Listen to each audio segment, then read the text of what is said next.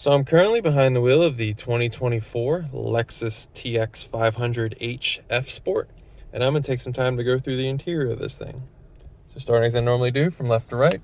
Over on the left, you've got your window switches, you've got your door locks, you've got your rear mirror adjust right here.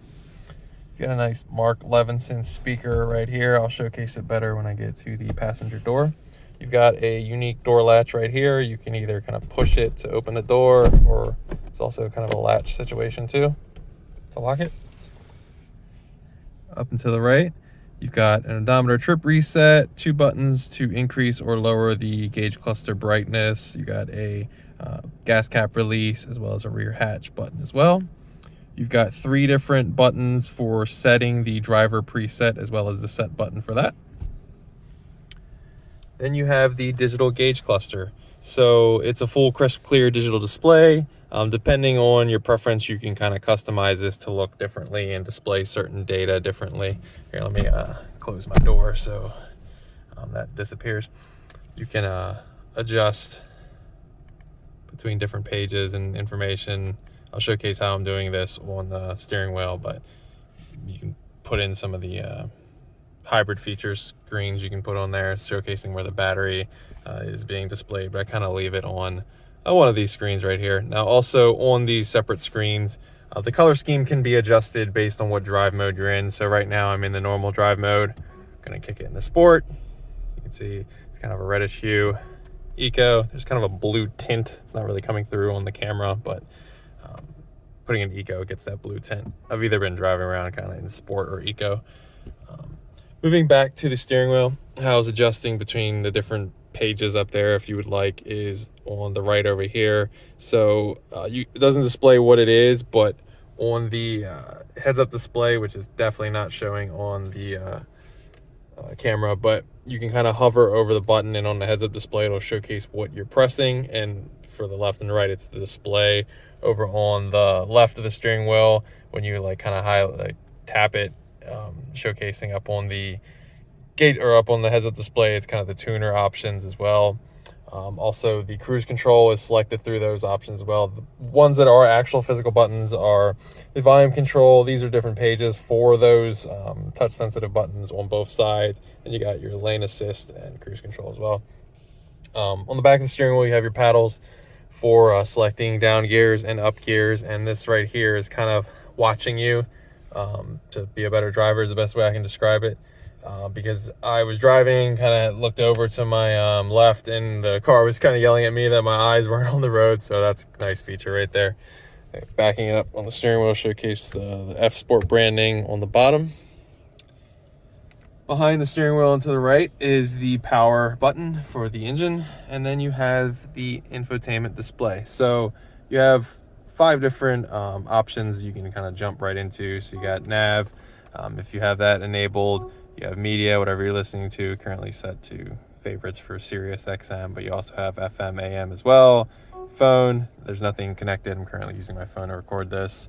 And then the vehicle options. So up at the top is drive mode. So this is where I was adjusting the gauge cluster, but you have normal, sport, eco, and then you have a custom mode. And if you push custom, it'll put you in that mode, but these little bars over to the right will adjust what you can change. So powertrain, you can go between sport, normal, eco, suspension, sport and normal, steering, sport and normal, and air conditioning between normal and eco. But other options you can have is the heads-up display, meter, lights, illumination, things like that. Let me get you back. So seat controls, driving assist, active sound control, trip information, like what the current miles per hour I've been driving, average speed, miles, things like that. Energy flow, this is cool screen showcasing where the power is going and coming from. It's currently stationary, so there's no arrows sending the power anywhere. All-wheel drive, so this will also, these little squares will illuminate, showcasing what wheel is kind of getting power at a time. Tire pressure, vehicle alert. And then in the settings, everything you can adjust, personal info, adding your phone to your car, general, notifications, Wi-Fi, display, sound, media.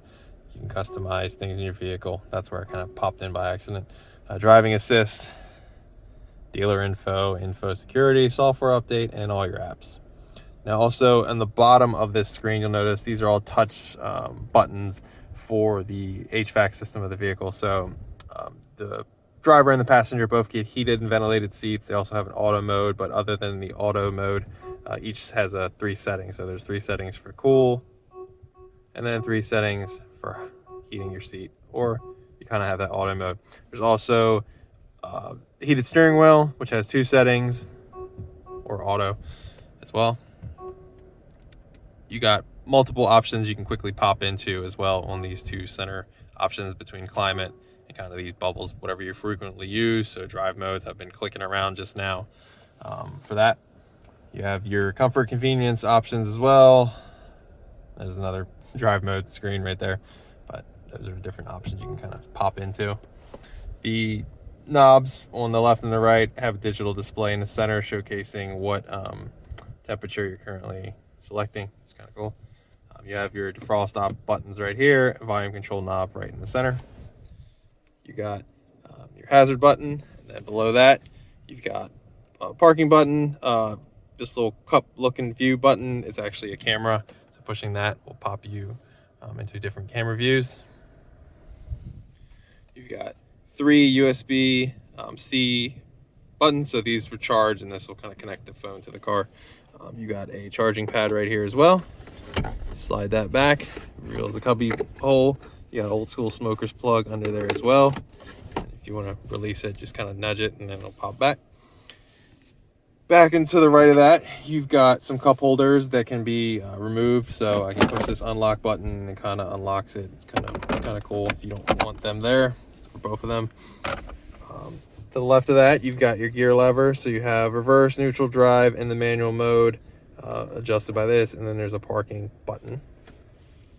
Behind that, traction control off, the auto hold button right there. You got a parking brake latch, and then you kind of have the kind of terrain mode button, kind of illuminates right there.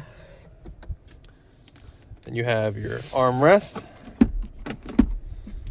It's pretty deep. I would say probably fit, I don't know, 6 to 8 cans stacked too high of soda could fit in this. Just give you an idea of size. Just my arm is relatively long, and that's not going to tell you anything. Over on the passenger side, you got your glove box. Promised a better look at that Mark Levinson speaker system throughout the vehicle. The seats feature F Sport branding in the front and the passenger. The rear seats do not, but it is 3 rows. Both the front and the second row get this sunroof. Controls are adjusted up top. You got a sunglass holder as well. And uniquely, this vehicle features kind of a driver camera. You can turn it on. You can put your chip in there as well for recording. But that is basically the interior of the 2024 Lexus TX 500h F Sport.